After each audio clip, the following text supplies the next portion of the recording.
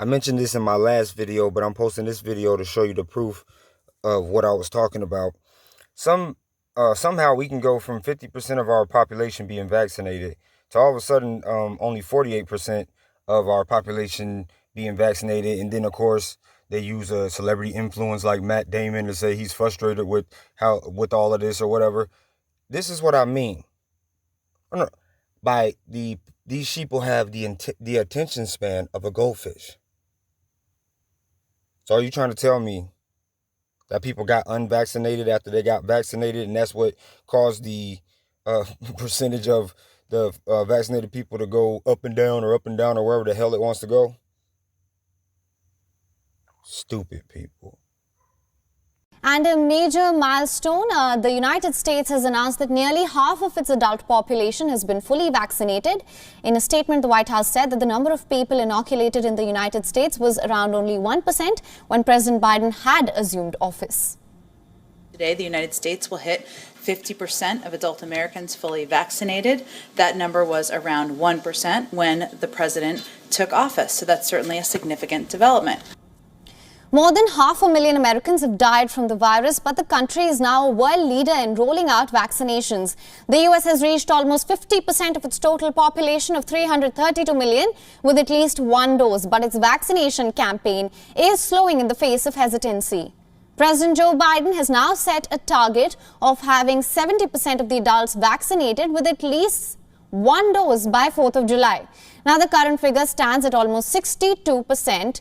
Meanwhile, the United States has also called for a second phase of an international investigation for the origins of the COVID-19 pandemic. Phase 2 of the COVID origin study must be launched with terms of reference that are transparent, science-based, and give international experts the independence to fully assess the source of the virus and the early days of the outbreak. As member states of the WHO, we need to come together and finish this fight against COVID, our greatest test. We need to fully implement and adhere to obligations under the international health regulations. We need to improve transparency, immediately share critical information about outbreaks with pandemic potential, and strengthen health systems to withstand shocks. And after Pfizer, Moderna is all set to become the second vaccine to get the green light for use in children as young as 12. Moderna has claimed that its vaccine is safe and 100% effective on building an immune response in children after 2 doses. The company aims to be the next in line for approval after Pfizer, which was approved by the United States for kids earlier this month. Now, Moderna will be submitting its teen data on vaccine trials to the United States Food and Drug Administration as well as other global regulators in June. Over 3,700 children between the age groups of 12 and 17 participated in the trial, and the blood test showed that the vaccine produced an immune response that was equivalent to earlier findings in adults. The company has also reviewed that the vaccine worked well after just 1 dose, with the results suggesting that the vaccine was 93% effective after 1 dose at preventing mild cases of COVID-19. Proof of the vaccine's efficacy and safety for adolescents is helping school officials and other leaders as they plan for the fall season.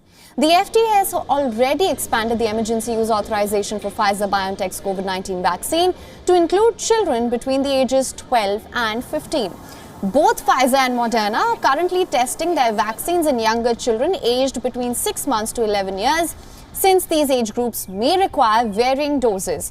Now, the process will likely take a little longer.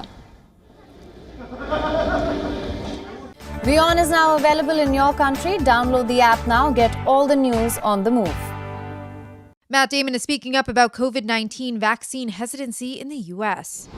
In a new interview with Yahoo Entertainment while promoting his upcoming Focus Features crime drama Stillwater, the actor shared why vaccine hesitancy and achieving herd immunity are personally important to him, saying, "I have a couple of friends who are immunocompromised and they can't get the vaccine, so they have no choice but to rely on the rest of us to do our part to get to herd immunity. So I look at it that way." According to the Center for Disease Control, as of July 21st, only 48.8% of Americans are fully vaccinated. Damon noted that while people technically have the right to choose whether to take the vaccine, for him, the answer on whether to get vaccinated is very clear, saying, "I fall heavily on the side of trusting science more than something you read on Facebook." In 2020, Damon participated in Control the Contagion, a PSA campaign that featured the actor alongside other cast members and crew from the 2011 pandemic thriller Contagion, which caught renewed focus due to the parallels in the film in light of the pandemic's start and nationwide quarantines and shutdowns. During his recent interview, Damon expressed his feelings around how people have responded to pandemic precautions and vaccinations, stressing that he wished there had been more focus on what people could do collectively rather than as individuals. "I wish at the beginning of this, people came out and said, look, if we all do this, then we'll protect each other better. It's just about looking at this as a me thing or an us thing." For more on this story, head to the article on thr.com. And for the latest entertainment news and updates, keep watching the Hollywood Reporter News.